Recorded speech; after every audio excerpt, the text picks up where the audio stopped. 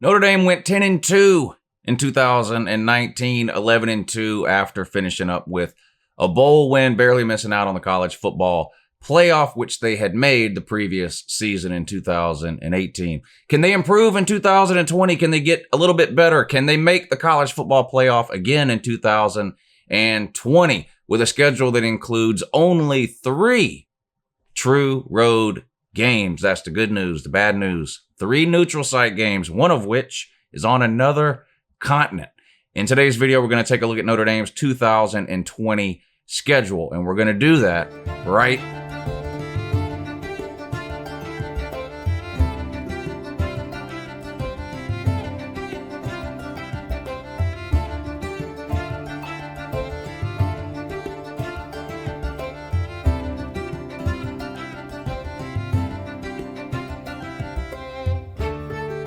now.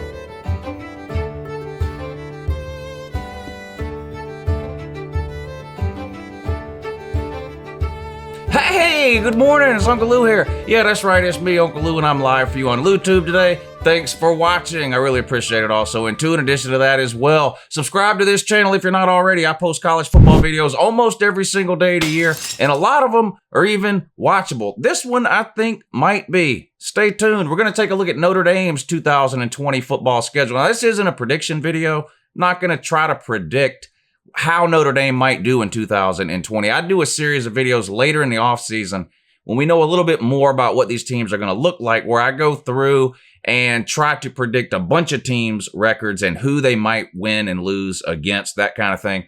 This video, we're just purely taking a look at the schedule. Does it look harder than 2019? Does it look easier than 2019? Is the road to a playoff or a conference championship or whatever the case? Well, it wouldn't be no conference championship game in a Notre Dame video. They're too pussy to join a conference.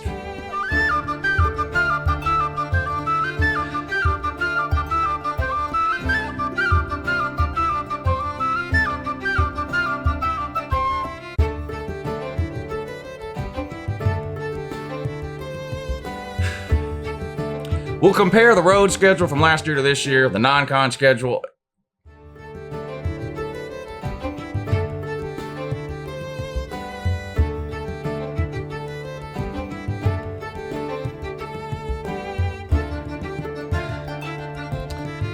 Well, every game's a non-con game for Notre Dame. Let's just be real. They're 1 foot in, 1 foot out of the ACC. They're in there all the way in basketball. In football, they're not technically in the ACC, but they are required to play 5 ACC teams a year. Are those 5 teams in 2020 more difficult than 2019, or is the road a little bit easier? That's what we're going to try to figure out in today's video. Let's do it right now. Hard to believe Brian Kelly's been the head coach in South Bend for 10 years already, heading into his 11th season now in 2020. If I looked this up ahead of time, but if you'd asked me before I looked any of this stuff up, I knew he'd been there a while. I probably would have said 6, 7, 8 years, something like that. Bumpy road for Brian Kelly at Notre Dame, though. First 5 or 6 years especially.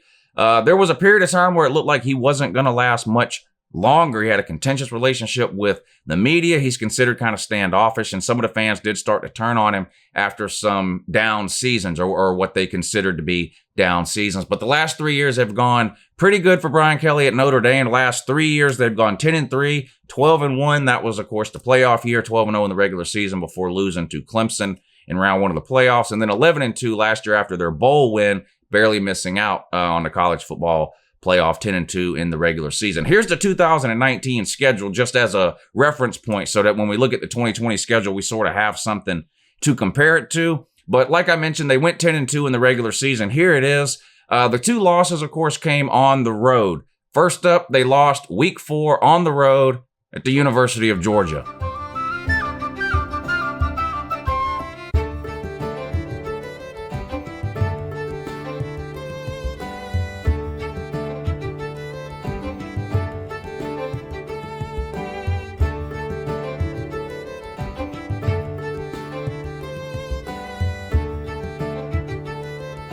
And of course, they also lost on the road at Michigan. That was a disappointing loss. Not necessarily that they lost. Michigan was an okay team, but they were actually struggling heading into that game. Michigan destroyed them 45-14. Georgia on the road in Athens, 23-17, a pretty good game. They really weren't tested outside of that. They had a game sort of late in the season against Virginia Tech where they struggled. It was a little unexpected, ended up winning 21-20. And then against Virginia, they were actually down at halftime in that game. Then ended up winning that one fairly comfortable. I think it was, did I write it down? 45-20 or something like that.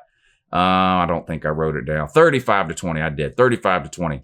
Outside of that, they pretty much handled everybody they played. They were a good team. Were they great in 2019?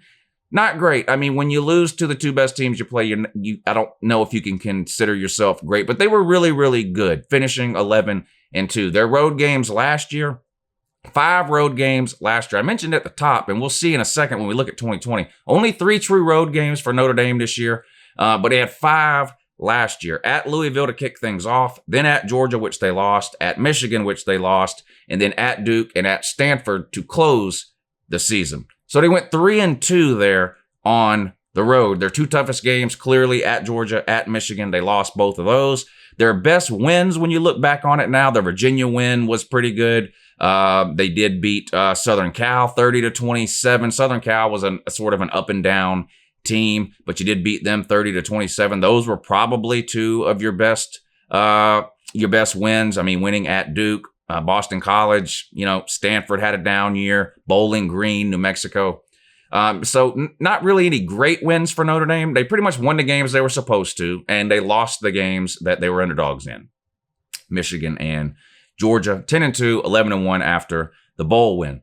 All right, let's take a look at the 2020 schedule. Can Notre Dame improve off of 2019? I mentioned at the top, sort of a weird schedule. Only 3 true road games. First true road game is not until week 8 at Pitt. I think that's like October 17th or something like that. So a long way into the season when you play your first true road game in terms of, an away environment where you have to deal with another team's home crowd. Now, you do have 3 of your first 6 games, or 3 of the first 6 weeks of the season, you play neutral site games. You kick things off in 2020 in the quote-unquote week 0 game this year, played on like August 26th, is it? A full week before the rest of college football really gets going. You take on Navy, the Service Academy, in Dublin, Ireland. I think this will be a popular game just because it's played in Ireland. I know Notre Dame has a history of playing Navy, so I'm not I'm not knocking you for scheduling Navy or anything like that. They're not a Power 5 team, but there's a lot of history in this game. And as much as I am not a fan of Notre Dame, it is kind of cool to see Notre Dame play in Ireland. So we get to see that week 0 when you take on Navy in that neutral site game. You can call it a road game in that you have to travel, but a true road game is played in another team's stadium in front of their home crowd. This is a concept that's completely foreign to Florida fans. When I mention all the time, Florida hasn't played a non-conference road game outside of the state of Florida since 1989. Now, that's pitiful, sad, and pathetic. Now, they want to argue with me and claim that a neutral site game against Michigan was a road game. They want to argue with me and claim that bowl games played outside the state of Florida are road games. No, they're neutral site games. I mean, that's why there are different designations between the two, right? When Georgia plays Florida every year in Jacksonville, is that a road game for Florida? No, it's a neutral site game. It's not a road game for Georgia either. It's a neutral site game. Why? It's played at a neutral site. It's not a road game. What's a road game? A road game is when you play on the road in another team's home stadium. Florida hasn't done that since 1989. So even though you travel to play Navy, no, it's not a road game. It's a neutral site game. I really wish Florida fans could wrap their feeble minds around that fairly simple concept. You then have a bye week when everyone else is going to be playing their week 1 games. So you're in a similar situation to what Florida and Miami were in last year. They played in the week 0 game last year. Then they were off week 1 while everyone else played. Because of that, you get 2 bye weeks this year. Last year, everybody got 2 bye weeks. And then Florida and Miami had 3 bye weeks because they played in week 0. 2020, everyone is back to getting 1 bye week, but Notre Dame gets 2 because they kick things off week 0. So you have a bye week when everyone else is playing their first game. Then you host an SEC team, Arkansas. Was it last year you played them or the year before? I think it was the year before when you played them. But you played them. That's your next game. Western Michigan. Then you play 2 more neutral site games back to back. You play Wake Forest, neutral site game, Charlotte. Again, I get it. Wake Forest is from the state of North Carolina. Notre Dame's from the state of Indiana. You got to go there to play. Still not a road game. It's a neutral site game. This one's played in Charlotte, Bank of America Stadium.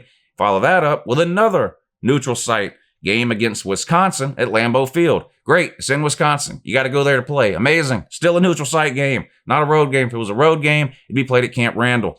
So anyway, three out of the first, 5 games are neutral site games, home games against Arkansas and Western Michigan. You then host Stanford at home before having your first true road game of the year on the road at Pitt. Then you get your bye week, Duke, Clemson at home, coming off of that bye week. That Clemson game will be huge. We can't underestimate that. I'm excited about that game because rarely do we get a game like this that late in the season. Because Notre Dame's not fully in the ACC, they don't play Clemson every year. So technically, we do see a lot of conference games late in the year that are huge and important. So it's not that we don't see big important games late in the season, but this just doesn't feel like a conference game because, well, it's not. Because like I mentioned before, Notre Dame, too pussy to join a conference.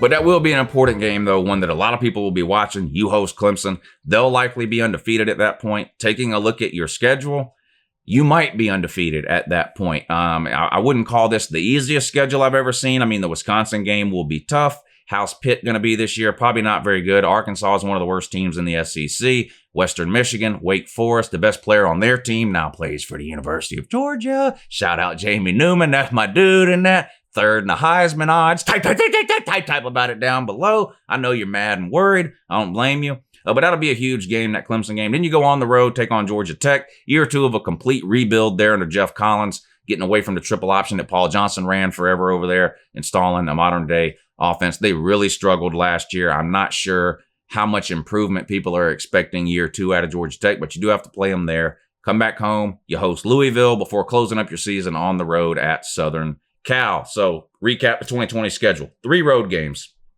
at Pitt, at Georgia Tech, at Southern Cal, all come in the second half of the season. 3 neutral site games, one of which is on a different continent. You open things up in Ireland, Dublin, Ireland, against Navy. You also play Wake Forest in Charlotte and Wisconsin at Lambeau Field. 3 neutral site games. Tougher or harder than the 2019 schedule? The last 4 games of this schedule, I think, will not be easy. If Notre Dame finds itself in a situation where maybe they are struggling with a couple of injuries late in the year to key positions or something like that, maybe they stumble there. But your last 4 games of the year, you host Clemson, play on the road at Georgia Tech. That's probably the easiest of your last 4. Then you host Louisville, who, in my mind, impressed me last year. Not that they were great or their record was great, but they were so bad the year before. I thought they exceeded expectations. Year 1 new coaching staff there in Louisville. I do think they'll be an improved team in the ACC. Maybe a sleeper. Hard to pick a sleeper in the ACC because Clemson is so far ahead of everyone else. When you call Louisville a sleeper, you're like, maybe they're the team that ends up being the second or third best team in the ACC, way behind Clemson. But I think Louisville could surprise some people this year. That's potentially a tough game late in the year. And then, of course, you close things out on the road at Southern Cal, who, unfortunately for Trojan fans, still stuck with a coach, doesn't know what he's doing, go by the name of Clay Helton. So those last 4 games are pretty tough. Of course, the Wisconsin game at Lambeau Field about halfway through the season. Is Stanford going to improve? They were a disappointment last year. So I think the schedule is probably a little bit easier than what it was last year, and here's why. You had to play Georgia and Michigan on the road last year. Those were 2 top 15 teams. In Georgia's case, a top 5 team. Would they finish 4th or 5th in the last poll? Whatever it was. You don't have anything on your schedule like that this year other than Clemson, and you get them at home. So you had 2 tough matchups, top 15-ish type matchups last year. They were both on the road. This year, you really only have the one, unless one of these other teams comes out of nowhere. You really only have the one, and you get it at home, and it's against Clemson. Now, that's a tough game, a brutal game, but it's only one, whereas last year you had the 2. 11-1, I think, is a possibility. Again, I'll do some prediction videos later in the summer. The expectations are going to be high in South Bend. They always are. We'll see how they can do. Anyway, that's going to wrap it up for the Notre Dame 2020 schedule preview. Let me know down below what you think about this schedule. Any trap games on here? If you had to pick a loss for Notre Dame that's sort of out of the blue, what game would that be? Not Clemson. No one would be surprised if they lost to Clemson. I'll say this. Outside of Clemson, which team on this schedule do you think is most likely to give Notre Dame a game? If I told you right now Notre Dame's going to go 10-2 and that one of the teams they're going to lose to is going to be Clemson, who would you think would be the second team they would lose to? Let me know in the comments down below. Anyway, appreciate you guys watching. And before we end, I'll let you enjoy one more time this pointless idiot.